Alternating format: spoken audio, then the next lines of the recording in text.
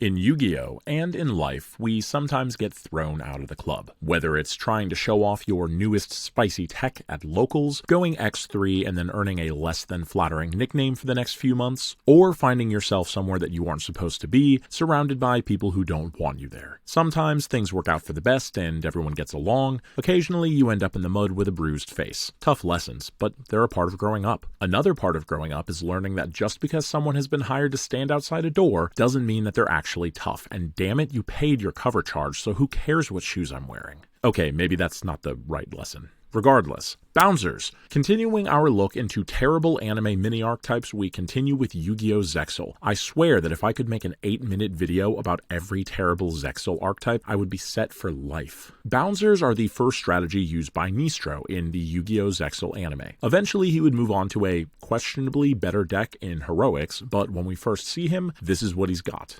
Nistro and his partner Dextra serve Mr. Heartland early in the Zexal anime, though their true purpose lies elsewhere. Nistro is a wild spirit who begins as an antagonist during the World Duel Carnival, but is way too cool a guy to resist Yuma's roaring spirit and passion for dueling. But is his deck as cool as the man? Well, let's take a look. The Bounzer archetype mostly consists of 3 main deck monsters. These rough and tumble brutes have the end goal of summoning out their rank 6 boss monster and locking down the field through sheer force. We begin our look with the first main deck monster. Hammer Bounzer is a level 6 Earth Warrior, a favorite among the Chads of this channel, with 2300 attack, 2000 defense, and the effect. If your opponent controls a card and you control no cards, you can normal summon this card without tributing. If this card attacks an opponent's monster, as long as you control no spell or trap cards, your opponent cannot activate any spell or trap cards until the end of the damage step. Simplicity itself. Pure Yu-Gi-Oh! When people tell you that Link summoning ruined the game, this is the kind of card that they envision taking up 25 spots in your deck. It doesn't even have the decency of a special summon condition like Cyber Dragon, but it does let you get a high attack, high level body out quickly, and the Armades effect is serviceable during a time period where battle traps were more prevalent. As far as going second normal summons in the year of our Lord 2012, it's acceptable, and it is a level 6, which matters in this deck. Its card artwork is absolutely peak Zexal Yu-Gi-Oh!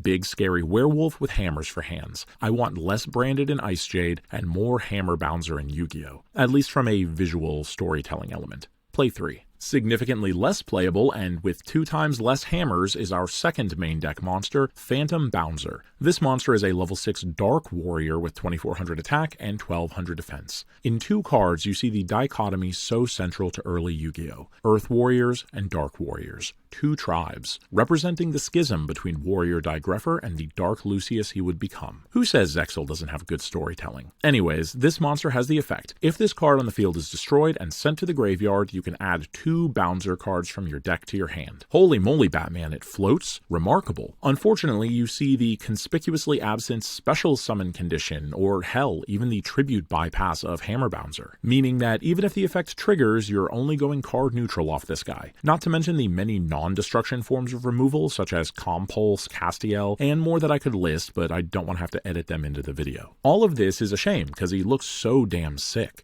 I'm not like an Incineroar guy, if you guys know what that means, and there's basically no way that I could describe why he looks cool that doesn't look strange on paper, but damn it. Play it anyway, because you don't have enough names in this deck as it is, and you can use cards like Gillisaurus to turbo out the tribute summon, if you want to do that anyway. Well lads, we've certainly been on a trajectory. I can't say what kind of trajectory, but it's definitely been one. Couple of level 6s, couple of brutes, good stuff. Well, that ends now, because the final main deck Bounzer is Blade Bounzer. This is a level 4 Earth Warrior effect monster with 1800 attack, 1400 defense, and the effect. Once per turn, if this card attacks and your opponent controls a monster at the end of the damage step, you can discard 1 card. This card can attack an opponent's monster again during this battle phase. Now, far be it from me to say a negative word about an Earth Warrior, a level 4 Earth Warrior at that. Blade Bounzer was the most popular MX Saber Invoker target of 2012 after all, but there's so much wrong with this card, I don't know where to start. Why is the double attack conditional on your opponent controlling a second monster? Why must that second attack be on an opponent's monster? Why does the double attack require a discard? Why isn't this card level 6? Rarely does looking at a card released during the Obama administration raise any questions, but this guy manages to revoke 4, and that's without even thinking about it too much. At least he looks awesome. I will say, of every card in Yu-Gi-Oh's history that should probably be a Beast Warrior but isn't, Blade Bounzer is competing for the top spot. Play 1 because he looks cool, and he can clear 2 Jerry Beans Man in 1 turn via the battle phase. Well, in case you'd thought you'd seen Blade Bounzer for the last time in your life, think again, because he is featured in the art of the lone in-archetype trap card, Bounzer Guard. This is a normal trap with the effect: target 1 face-up Bounzer monster you control. This turn, it cannot be targeted by other card effects or be destroyed by battle. This turn, if an opponent's monster attacks,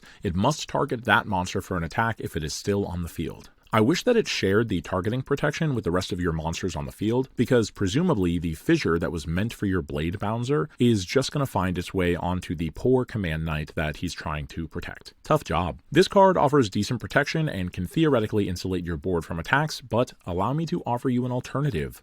Waboku, shielding boards since 2002. Well, that was disappointing, but what would you expect from an early Zexal-era anime archetype that would be shelved nearly immediately for a much cooler rank 4 strategy that played nicely alongside the other rank 4 support of that time? A generic extra deck boss monster that would see play consistently for years?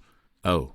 Photon Strike Bounzer is a rank 6 Light Warrior Xyz monster with 2700 attack, 2000 defense, requires any 2 level 6 monsters as material, and has the effect: once per turn during either player's turn, when a monster effect is activated on your side of the field, you can detach 1 Xyz material from this card, negate the effect, and if you do, inflict 1000 damage to your opponent. Let's go, what a reasonable effect. Negates, but doesn't destroy, requires the monster to be on the field, so it doesn't work against Ash, Nib, or similar effects, but it does inflict burn, so there's that. Back before the change to time rules, you could have done some serious damage going first with this guy. In all seriousness, this was one of the best rank 6s for years, and was summonable in decks like Insector, Hieratics, and was even used in Thunder Dragons. Photon Strike Bounzer is both a Photon and a Bounzer, as Dextra, the anime counterpart to Nistro, used the Photon archetype, and this card is an homage to both of them. Touching.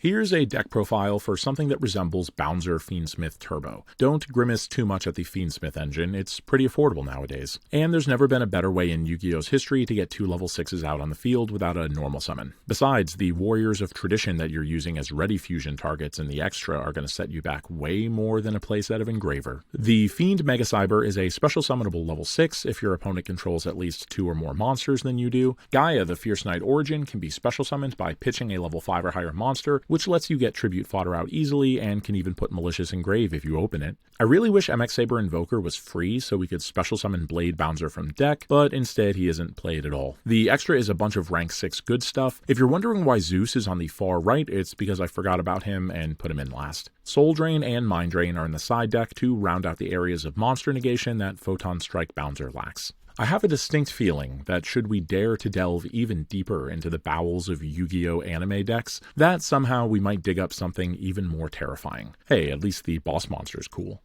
Thank you guys for watching. Remember to like if you like, leave a comment if you have something to say, suggest further micro archetypes you want me to delve into, and subscribe if you feel you need more of whatever this is in your life. Shout out to our channel members Tyloo Rex, Ben Hart, and Ruru Atori. You guys push the channel ever forward. And for the rest of you, remember to wash behind your ears.